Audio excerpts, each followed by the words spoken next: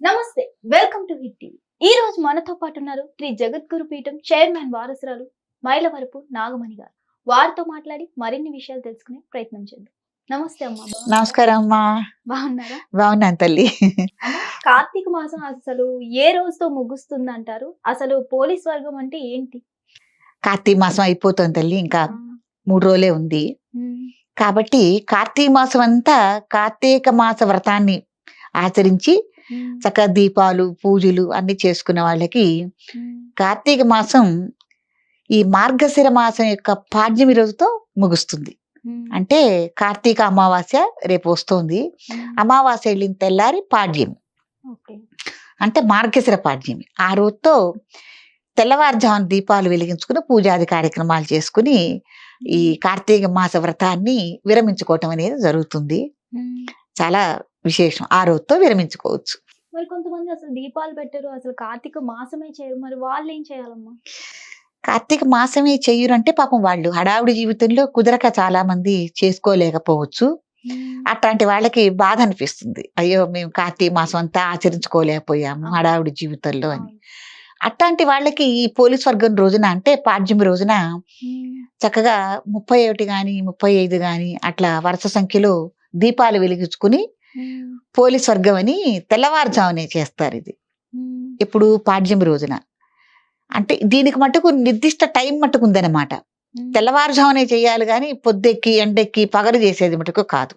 అంటే ఈ రోజుతో మనం ఈ వ్రతాన్ని విరమించుకుంటున్నాం కాబట్టి చక్కగా ఈ రోజున ఈ కార్యక్రమం చేసుకోవచ్చు. పాడ్యమి రోజున చేసుకోవచ్చు.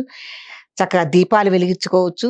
మీకు ఎక్కడైనా దగ్గరలో నదులు కానీ సరస్సులు కానీ చెరువులు కానీ ఏమన్నా ఉన్నాయనుకోండి, వాటిల్లో దీపాలు వెలిగించుకుని మనం దీపాలు దాంట్లో వదులుకోవటం అనేది చేస్తాము. అది కూడా అవకాశం లేని వాళ్ళు ఏం చేస్తారు, ఇంట్లోనే ఒక మనం చిన్నది బేసిన్ లాంటిది ఏదైనా ఒక పాత్ర తీసుకుని దాంట్లో నీళ్లు పోసుకుని యథావిధిగా ఈ దీపాలు దాంట్లో వదులుకోవటం కూడా మనం చేస్తూ ఉంటాం. తులసమ్మ దగ్గర పెట్టుకుని ఈ బేసిన్ని తులసమ్మ దగ్గర ఏర్పాటు చేసుకుని ఒక టేబుల్ మీద దేని మీద పెట్టుకుని దాంట్లో నీళ్లు పోసి యథావిధిగా దీపాలకి నిత్యధూప దీప నైవేద్యాలు ఇవన్నీ ఉంటాయి కదా, అవన్నీ చేసుకుని అప్పుడు అంటే పెట్టలేరు కాబట్టి మనకు 31 రోజులు కదా నెలకి. ఆ 31 జ్యోతుల్ని వెలిగించి మనం నీళ్ళల్లో వదలటం అనేది జరుగుతుంది. యథావిధిగా ఈ రోజున పూజాది కార్యక్రమాలను నిర్వహించుకొని చేసుకోవటం పర్వాలే, బాధ లేకుండా ఈ రోజు చేసుకోవచ్చు అన్నమాట. చాలా విశేషం. దీన్నే పోలీస్ వర్గం అని కూడా అంటారు.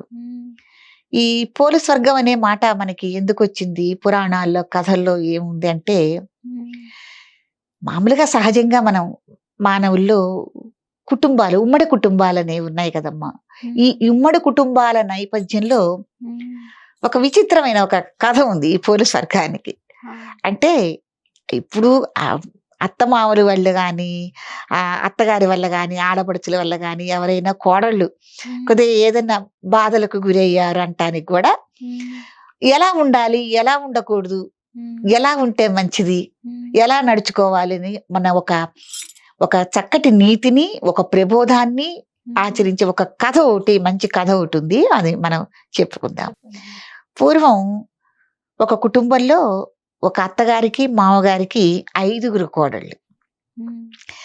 5 కోడళ్ళు అయితే అందరికన్నా చిన్న కోడలు పోలి, అమ్మాయి పేరు పోలి అన్నమాట. అయితే ఈ అత్తగారు ఏం చేసిందంటే కార్తీక మాసం నెల మొత్తం వ్రతాన్ని ఆచరించి ప్రతిరోజు వాళ్ళకి దగ్గరలో ఉన్న ఒక నదీ తీరానికి వెళ్ళి ఈ 4 కోడళ్ళని తీసుకుని స్నానానికి వెళ్ళి అక్కడ దీపాలు వదులుకుని దేవాలయాల్లో కానీ ఏవైనా సరే కార్తీక మాసంలో తను ఏమేమి పూజలు చేసుకోవాలో ఆ పూజలన్నీ వాళ్ళతో ఆచరిస్తోంది. ఎందుకనో చిన్న కోడలంటే ఆమెకి ఇష్టం ఉండదు. ఇష్టం ఉండక ఏమని ఆ పూజలకు కానీ వ్రతాలకు కానీ లేకపోతే కృష్ణానది స్నానానికి కానీ ఎక్కడికి తీసుకెళ్ళనిచ్చేది కాదు, ఆ పూజలు చేయనిచ్చేది కాదు, ఇంట్లోంచి బయటికి రానిచ్చేది కాదు, దీపాలు కానీ ఏమి పెట్టనిచ్చేది కాదు. తను పాపం వస్తానన్నా కూడా నువ్వు రావటానికి వీల్లేదని పరమ గయ్యాళి అత్తగారుగా అక్కడ దీన్ని చూపించడం అనేది జరిగింది ఆమె విషయంలో. పాపం పోలి ఇంట్లోనే ఉండి బాధపడుతూ ఉండేదన్నమాట. మా అత్తగారు ఎందుకో నా ఇల్లు ఇట్లా ఉంటుంది, నాకు ఈ కార్తీక మాసం పూజలు కానీ దీపాలు కానీ చేసుకునే అవకాశం లేకుండా పోయింది, చేసుకోలేకపోతున్నాను.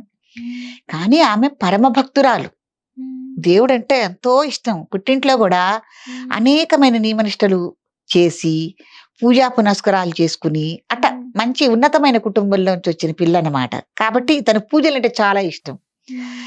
సరే వాళ్ళు తెల్లారుజామున స్నానానికి వెళ్ళిపోతారు కదా పూజలకి అవును. బయటకి.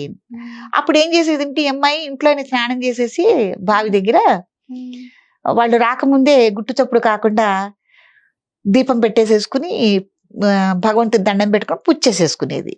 ఆ దీపం మళ్ళీ కనపడకుండా ఉండాలి. అసలు దీపం పెట్టుకోవడానికి కూడా తనకు ఒత్తులు కావాలి, నూనె కావాలి. అవి కూడా కావాలి కదా. అది కూడా ఇవ్వనిచ్చేది కాదు అత్తగారు, అందుబాటులో ఉంచేది కాదు. అప్పుడు ఈమె పోలి ఏం చేసేదంటే కవ్వం, ఇదివరకు మజ్జిగ చిలికేవాళ్ళు కదమ్మా, ఎప్పుడు ఇంట్లో ఎప్పుడు పాడుండేది కదా. కాబట్టి కవ్వం చిలికితే వెన్న తీసేసినా కూడా కాస్త కూస్త ఆ కవ్వానికి వెన్న పూస అతుక్కుని ఉంటుంది. అతుక్కుని ఉంటే దొడ్లో పత్తి చెట్టు కూడా ఉంది అన్నమాట. ఆ పత్తి చెట్టు నుంచి కొద్దిగా పత్తి తీసుకుని ఆ కొద్దిగా ఒత్తిళ్ళ చేసుకుని ఈ కవ్వానికి అంటించి ఆ వెన్నపూసని గబాల ఒక ప్రమిది తీసుకుని, మట్టి ప్రమిది తీసుకుని దీపం పెట్టుకునేది. మళ్ళీ అత్తగారు వీళ్ళు తోడుకోడళ్ళు వస్తే ఆ దీపం చూస్తారని ఏం చేసేది, ఒక బుట్ట ఉంటుంది అనమాట, వెదురు బుట్ట. ఆ బుట్ట కింద బోలించి పెట్టేది కనపడకుండా. పాపం అట్లా వాళ్ళు అలా చేయటం, మేము రోజు ఇలా చేయటం చేసేది ఇంటి దగ్గరే. చివరి రోజు వచ్చింది పాడ్యమి రోజు. ఇప్పుడు మనం చెప్పుకున్నాం కదా, పాడ్యమి రోజు వచ్చింది. పాడ్యమి రోజు వచ్చిన తర్వాత కూడా ఆ రోజున కూడా బతిలాడింది పాపం, ఈ రోజు నన్ను వస్తాను నేను చివరి రోజు కదా అత్తయ్య అంటే వీడలేదని ఆవిడ నోరుచుకున్న పడి పాపం ఈ కోడల్ని నిరాకరించింది. అప్పుడు పోలి యథావిధిగా మిగతా రోజుల్లో ఎట్టా చేస్తుంది, ఈ రోజున కూడా అట్లాగే ఆ కవ్వానికి అంటిన వెన్నం తీసుకుని దొడ్లో ఉన్న పత్తి చెట్టు యొక్క పత్తిని తీసుకుని ఒత్తి తయారు చేసుకుని దీపం పెట్టుకుని సజవేసుకుని దండం పెట్టుకుంది. స్వామి, నాకు ఇంతే చేతనైంది, నేను ఇంతే చేయగలిగాను, నాకు అవకాశం లేదు మా అత్తగారు, కాబట్టి నన్ను మన్నించండి, నా ప్రార్థనలు మీరు కైగొనండి అని ప్రార్థించింది అమ్మ. ప్రార్థించగానే భగవంతుడి కదమ్మా, ఆ మనసులో ఉన్న భక్తిని ఆయన గ్రహించి, ఇప్పుడు మనుషులు కాలం చేసిన తర్వాత చాలా మంది గొప్పవాళ్ళు మహానుభావులు సశరీరంతో, అంటే శరీరంతోనే దేవతలు విమానం పంపించగా ఈ శరీరంతోనే స్వర్గానికి వెళ్ళిన వాళ్ళు చాలా మంది ఉన్నారు మనకి ఇతిహాసాల్లో. అలాంటి వాటిల్లో సాక్షాత్ భగవంతుడు ఒక విమానం పంపిస్తే ఆ విమానంలో పోలి స్వర్గానికి వెళ్ళటం అనేది చాలా విశేషం. ఈ రోజున భగవంతుడి మెచ్చి తీసుకెళ్లారనమాట. అందుకే దీన్ని పోలి స్వర్గంగా మనం పిలుచుకోవటం ఈ రోజున చాలా విశేషంగా. ఈ కార్తీక మాసం మొత్తం చేయలేకపోయిన వాళ్ళు కూడా ఈ రోజున ఈ పోలి స్వర్గం రోజున దీపాలు పెట్టుకోవటం, పూజలు చేసుకోవటం యథావిధిగా చేసుకుంటూ ఉంటారు. కాబట్టి ఏం చెప్తోందంటే ఈ పోలి స్వర్గంలో కథ మనకి కోడళ్ళు ఎలా ఉండాలి, ఎంత భక్తి ప్రవృత్తులతో ఉండాలి, వాళ్ళంత భక్తి శ్రద్ధలతో ఏ కార్యక్రమం చేస్తే అది ఎలా ఫలిస్తుంది, ఎటువంటి సన్మార్గాన్ని ఇస్తుంది, ఎంత స్వర్గ ప్రాప్తినిస్తుంది అన్న ఒక నీతిను, అత్తగారు కూడా గయ్యాళితనంగా ఉండకుండా కోడళ్ళని అందరినీ సమానంగా చూసుకోవాలి, లేకపోతే చరిత్రలో ఒక దుర్మార్గులుగా నిలిచిపోతాము అన్న దానికి, ఉమ్మడి కుటుంబంలో ఎలా ఉండాలి అన్న ఒక గొప్ప ప్రబోధాన్ని మనకిస్తుంది కథ. కాబట్టి కార్తీక మాసంలో చివరి రోజు పోలి స్వర్గం కథ ఇదమ్మా.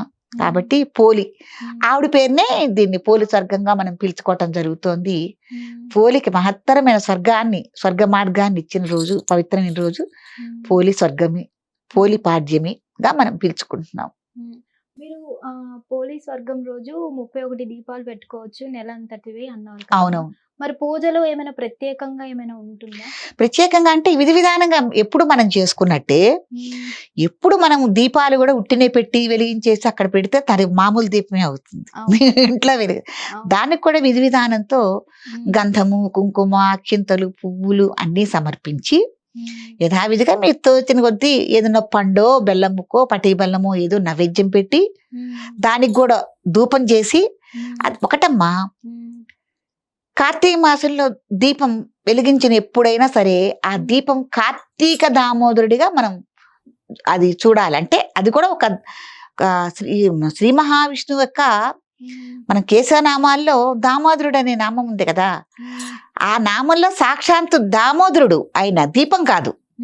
దామోదరుడికి మనం పూజ చేస్తున్నాము అన్న ఆ జ్యోతి స్వరూపాన్ని అలా భావించి మనం పూజ చేయాలి. కాబట్టి యథావిధిగా దానికి కూడా గంధం, కుంకుమ, అక్షింతలు, ధూపదీప నైవేద్యాలు అన్ని సమర్పించి మంత్రపుష్పం దగ్గర నుంచి చెప్పుకుని అప్పుడు ఆ దీపాన్ని మనం ఆ సరస్సుల్లో కానీ దేంట్లో అయినా వదిలితే మనకి అది దాని యొక్క ఫలితం అనేది ఉంటుంది. కానీ ఉట్టినే దీపం పెట్టేసేసి వచ్చేసేస్తే దానికి ధూపదీప నైవేద్యాలు లేకుండా ఎక్కడా కూడా మనకి ఫలించదు. మీరు దేవాలయాల్లో పెట్టుకోండి, ఇంట్లో పెట్టుకోండి, ఎక్కడన్నా పెట్టుకోండి.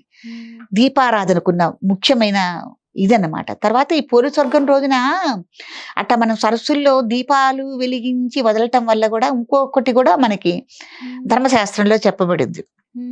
ఎప్పుడైతే మనం కాలం చేశామో అప్పుడు మనకి యమభటులు గనక మనకి నరకానికి తీసుకెళ్లే టైంలో ఏదన్నా చీకటి ప్రాంతంలోంచి తీసుకెళ్ళినప్పుడు ఈ దీపం కూడా మనకి ఈ వెలుగులు మనకి దారిగా సూచిస్తూ ఉంటాయి అని.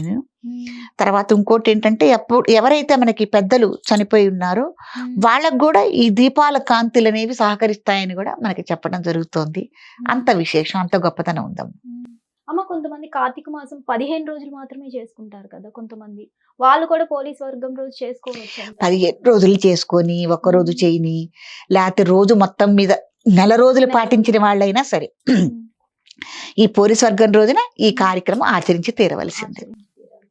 ఓకే, ధన్యవాదాలు.